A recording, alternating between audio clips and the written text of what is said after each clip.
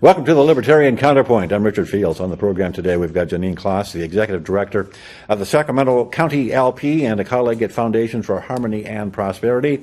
Emily Tilford, who's also a colleague at the Foundation for Harmony and Prosperity and the Treasurer and Office Manager of the Sacramento LP, and you guys do other things as well. What's going on politically this week? Of course, the big bombshell happened last Tuesday when in Indiana, the front runner is now the inevitable. Donald Trump won the Republican primary in Indiana.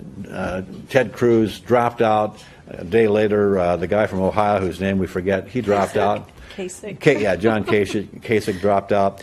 So there's only one standing, and it's the guy that has insulted everybody on the Republican side, the guy who has insulted everybody on the Democratic side, which I guess is okay. But he's the only guy that's left standing, and he, unless something really strange happens, will be the nominee of the Republican National Committee or National Convention later on this summer. Emily, is the inevitability of Trump as the Republican nominee, does that make him the inevitable president of the United States in January? I don't think that's very likely. I think his views underground are much more in line with Hillary Clinton, and I wouldn't be surprised if this kind of paves the way to her election, except that it's kind of mixing things up. We see a lot of people coming to the Libertarian Party, and the searches for the Libertarian Party has spiked over the last couple days, and it's really inspiring a lot of people to rethink the political system and the two-party system, and they're looking for more options, so we're really excited about that. I understand that at the national LP level, something like a 5,000% increase in searches on the LP web. Is that accurate? Well, we had a little moment there where there was some whispers that people were going to flood the Libertarian National Convention and try to nominate another candidate on behalf of the Republican Party if Trump was the nominee. So which is not possible, I don't think, is it?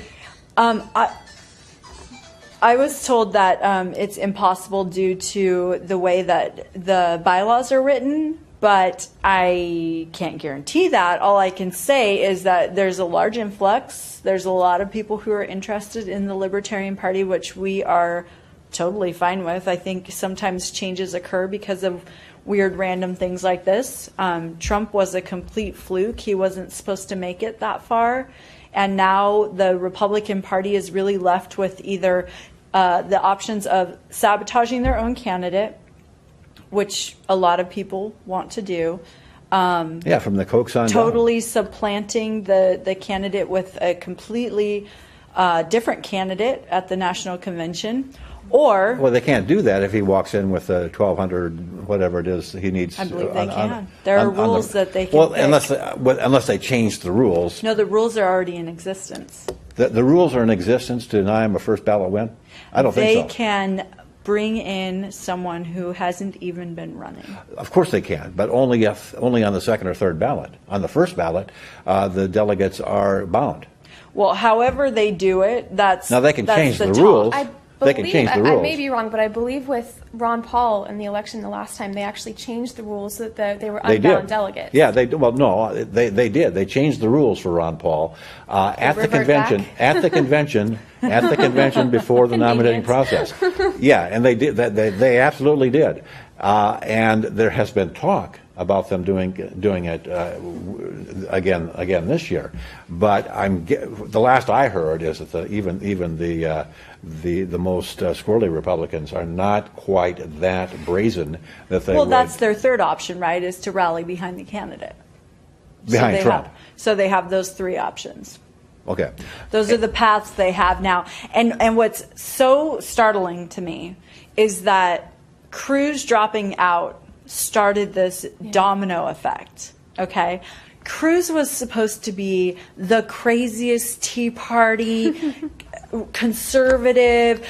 He was the one that was like the crazy one until Trump showed up. And then all of a sudden, now people are losing their minds because Cruz dropped out. Well, You didn't even like him in the first place. It's interesting. Mitt Romney got up and made a speech about how bad Trump was. Heck, Bob Dole came out of his rest home to get up on stage and complain about how terrible Trump was. Not to mention almost every member of Congress, except for a handful. Nobody in the Republican establishment likes Trump. And it's understandable. He's not a member of the club, and he, has been running on ridiculous, crazy, nativist platform. I mean, the only thing he said he will do is build a wall to separate Mexico from the United States. I guess that it goes down the middle of the Rio Grande. I'm not sure how exactly that works. He's talked about doing that. He's talked about stopping all immigration of Muslims, 100% of it. He's talking about bombing the bejesus out of ISIS and just flattening the place. Now, in fairness, Cruz was saying the same thing. Yep. And all of those things are, first of all, not possible. Secondly, crazy. Thirdly, counterproductive if they were possible. But the nativists, the people who think for some reason or another that somebody coming up from Mexico to hoe the fields in the Central Valley, they think that's taking their jobs away, and it's nuts, but that's what people believe. Trump is appealing to a lot of fear, I think, in the American population that has been kind of conditioned into their way of thinking. And it's interesting because, like you said, a lot of what he says isn't actual policy, and I think that he's very smart in the way he campaigns because he knows the crazier things he says, the more media attention he will get. And so it's almost like that school ground bully that's making faces. If you don't look at him, he doesn't get the success, but we're all looking at him, and it's getting kind of the effect that he wants. He's getting the attention that he needs. Well, and he's making general statements that are largely impractical for the position that he's running for. Yeah. But people don't know enough about politics or the positions that... He's sort of like Robert Redford, the candidate who said who wins and then says, now what the hell do we do? Well, and so here's what he's great at. He's great at marketing himself. He's great at utilizing the media. He's great at a lot of these things, and this is why he's getting traction. The really disturbing thing to me at this point is I don't think he actually intends to be the president, and so that means we're left with Hillary Clinton, Well, here's the that's thing. frightening. Here's the thing. You've got Donald Trump, who's got like a 65% negative rating. I mean, 65% of the people say, I'll never Trump. I will never vote for Donald Trump, of the population as a whole. And probably a near plurality of Republicans feel the same way. He doesn't even have Republicans for him, much less, but he's still winning because the field was so large and because he was able to make as much noise as he was. On the Democratic side, you've got the Democratic candidate with the highest negatives, namely Hillary. Nobody likes Hillary. Democrats don't like Hillary, except for the establishment Democrats who know that they can depend on her to do whatever the Democratic establishment wants her to do, and she will. So you've got two candidates, both with huge negatives, both which nobody likes, nobody outside of their core supporters and the people, their political hangers-on. With those two very flawed candidates running against each other in the two major parties, what kind of an opportunity does this present for the Libertarian Party? First of all, for one of three people, Austin, that are leading in the polls for Libertarians: Austin Peterson, John McAfee, and Gary Johnson. First of all, I want to say, go America. We just have the worst people possible running. It's just really disheartening. I feel like we should take a moment for America and just grieve because it's truly embarrassing. Or celebrate if the Libertarian Party can actually get traction for the first time in its 50-year history. So that's what I wrote an article, I think yesterday or the day before, and that's what I said. Regardless of how sad it is that people are not inspired and excited about our candidates, meaning on the national level, the ones that are getting the most attention, what we are seeing is a swing towards libertarianism. People are paying attention because our candidates don't seem crazy anymore. It used to be that a Rand Paul or or a Gary Johnson just had ideas that were so out there, but they're actually the ones who appear credible, reliable, responsible, and like they're speaking to the American people. So we have those three candidates. There's this huge, competition within the Libertarian Party, which is the first time I've seen this in my generation. There have been competitions before, but this... Right, I'm saying since I've been born. Yes, youngster. So we're seeing this competition, and I think what it's doing is it's sharpening each of the candidates because they're having to step up their game. It's bringing a lot of attention because anytime you have controversy, you get attention that goes along with that. And it's kind of inspiring the people who have been longtime libertarians to start participating, whether it's because they have a favorite candidate and they want to go and be a delegate, or because they're excited about someone who is a new fresh blood. So we're just happy. We're like taking the windfall. We're going to capitalize on this as much as possible. Well, okay, getting to the Libertarian Party has their convention over Labor Day weekend. I'm a delegate. I'm going to be voting for Gary Johnson. You're telling? Yeah, absolutely. And, if something happens that changes my mind, which I tend to doubt. He was the nominee last time around. He's a two-term Republican governor of New Mexico, a Republican governor in a Democratic state, elected by a larger margin in his second term than in his first term. He had a record of probably doing more vetoes while he was governor than any other governor in any other state in history in the entire United States. When he saw something that was bad, he said, no, we're not going to do that, and that means that he would, as president, I'm sure, be willing to veto pretty much anything that the Republicans or the Democrats put in front of him, unless it's a measure to cut back on the size of government as opposed to make government do more or increase the power of government. And as bringing that history to the table and being compared and contrasted with the bombastic Trump or the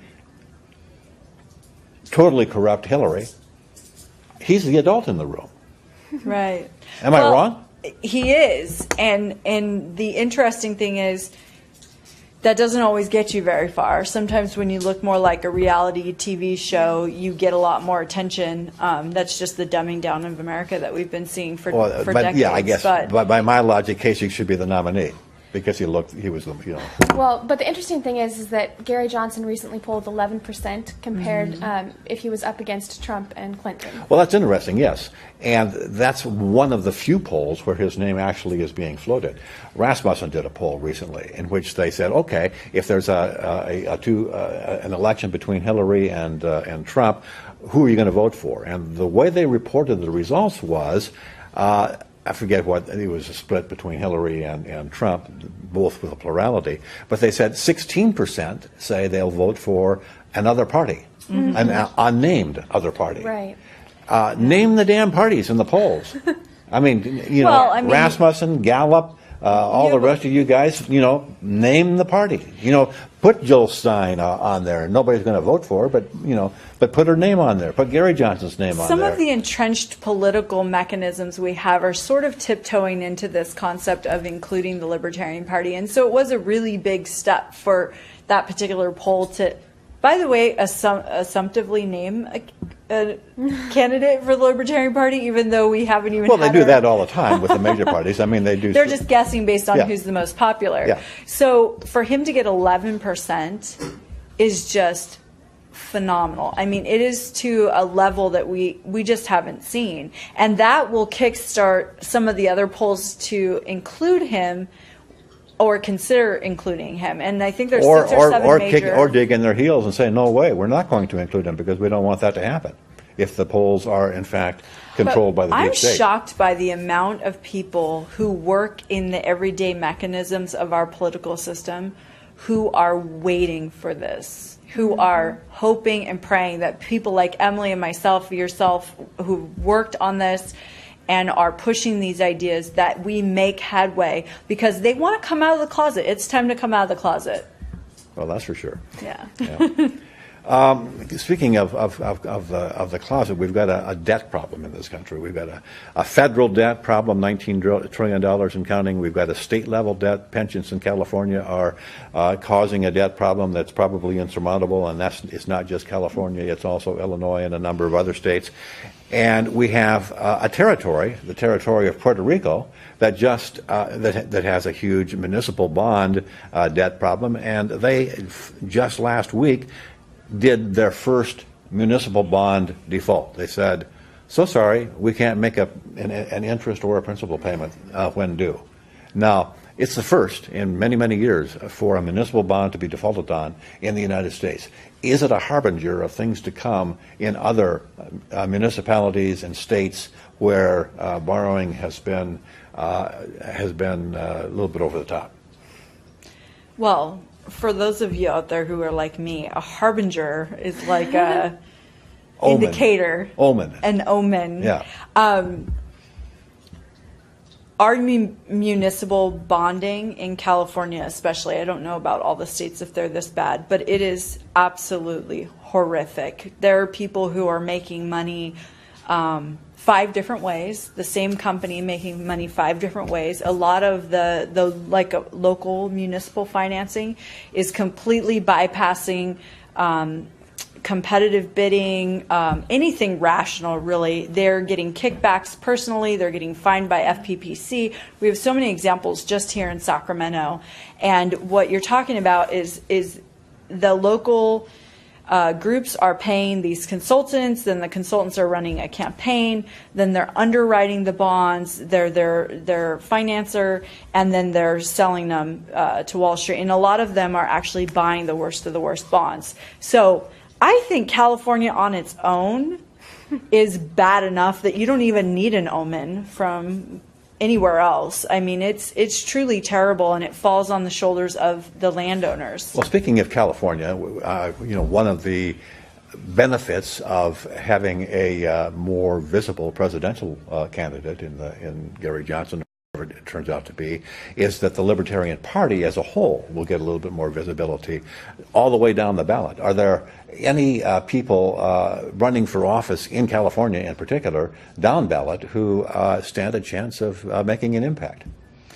We have quite a few candidates. I was surprised by how many people filed. Emily can name off. Do you want to name off, and then I'll tell them? Yeah, we have Alex Appleby running for District 9. That's the U.S. Assembly District 9. We have John Inks, who's running in...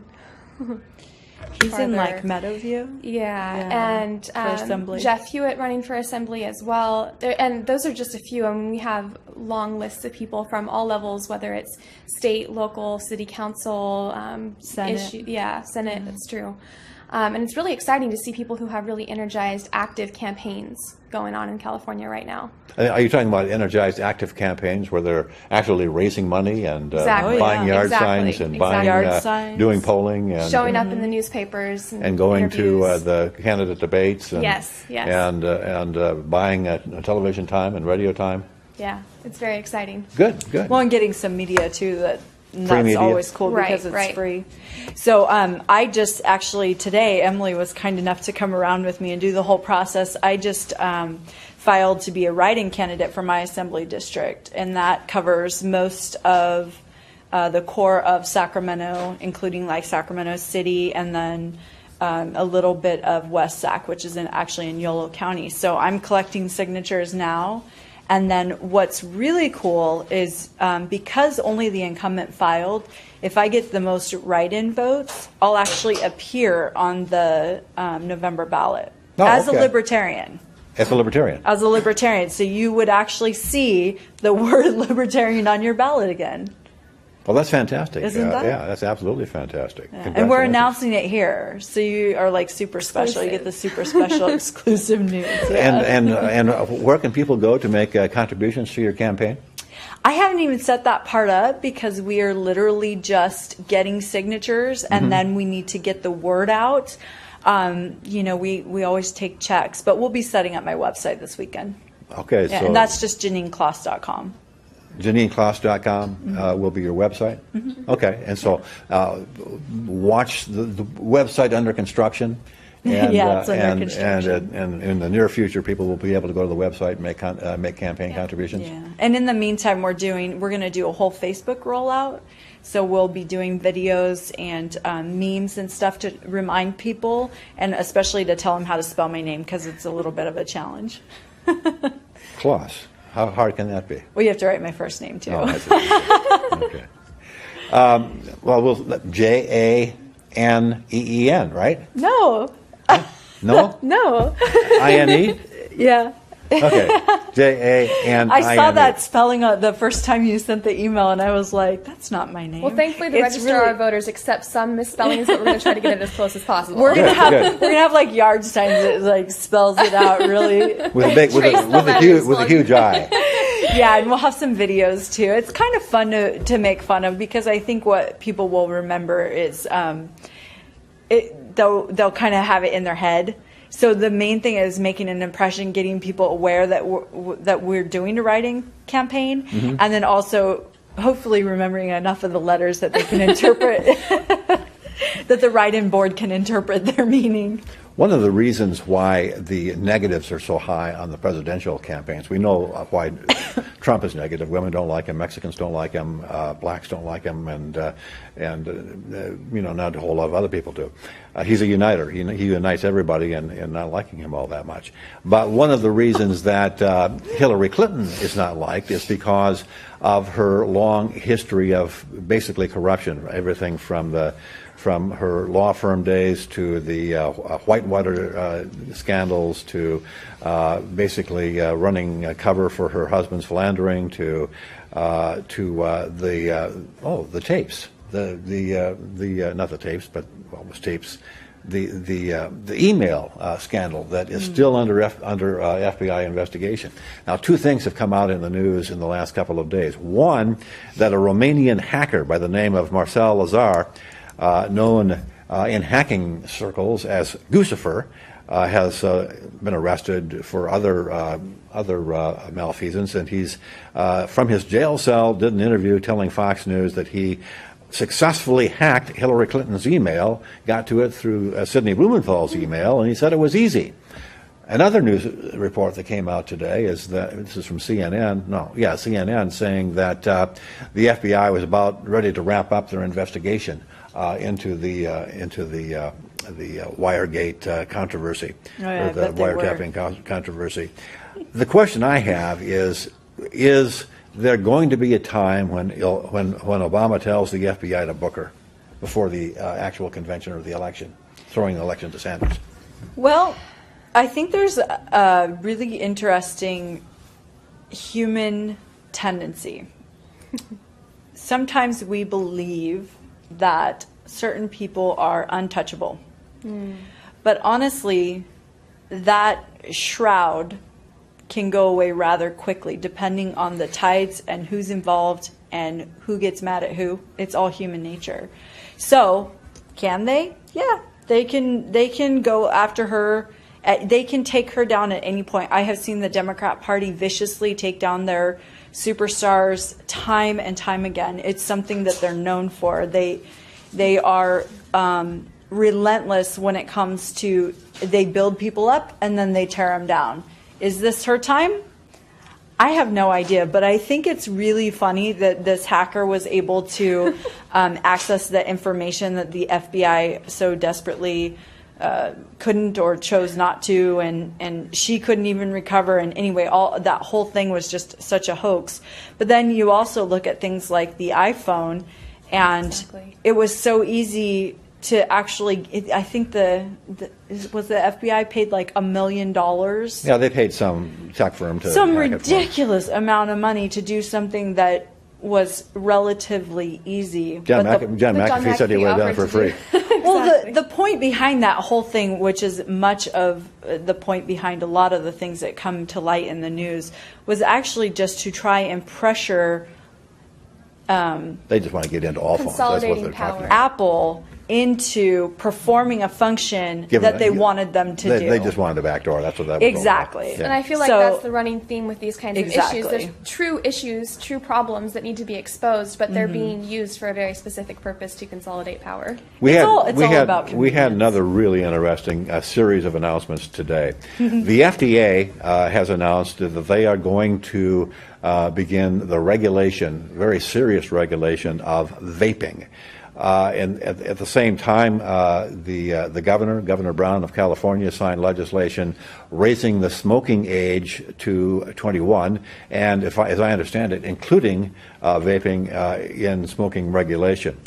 Is the FDA, the state of California, and other government agencies, are they going to get by with going hog wild in regulating not only smoking but vaping, which is actually a healthful alternative to smoking? Is that going to work? Well, I think that people either developed or became more interested in vaping as an alternative due to the issues that smoking causes. So then it's like, so as human beings, we want to do what we want to do. If someone puts up a barrier, we go around it, we try to find another way. And in California, it's just a constant intervention into your life and intrusion into your life. So I think the studies are unclear. There's been some that show harm to the user, and from some vaping? And some that show, it's something called popcorn lung. It's a thing. I don't understand it enough because I don't smoke or vape, but I know that it was a concern that came up in some of the studies. Some of the studies show that there's no problem, but I don't understand why California needs to get involved. I'm going to make a wild guess here that it's sort of like if you drink too much water, that can be dangerous. Well, and a lot of the studies are funded by the big tobacco companies that have a vested interest in making sure that vaping doesn't take over their industry. Not necessarily, because they're investing in vaping. Well, they also did that as well. They were some of the first to come out with tobacco-based vape products to get into that industry and then label it as just as harmful. Basically, what was the term on here? Nanny state? Nanny state, Exactly. yes. I think the nanny state is out of control. And increasing the smoking age to 21, I'm really not certain what that accomplishes, because I'm pretty sure that most studies show that smoking's not good at any age. I don't know what their justification specifically for changing that age range was, but it's a little baffling. Well, As you see smoking declining at the rate that it is, why change the law now? Well, because they can, and because it makes a good soundbite, and because people between the ages of 18 and 21 don't vote much. Well, that's my hope, is that these kinds of things will inspire the younger population to get involved. I mean, I'm not pro-smoking, but I'm like, really, Governor Brown? Is this what you're working on? Especially as people are trying to recover and use it as an alternative to, Well, including vaping in all of the tobacco laws is just baffling. I'm shocked that occurred and nobody fought back. If anybody is serious about fighting the evils of tobacco, they would be encouraging vaping, because popcorn lung or not is a healthier thing to do than sucking tar into your lungs. That's the show. We'll see you again next week, same time, same place, on the Libertarian Counterpoint, on the web at www.accesssacramento.org, and on YouTube. Thank you.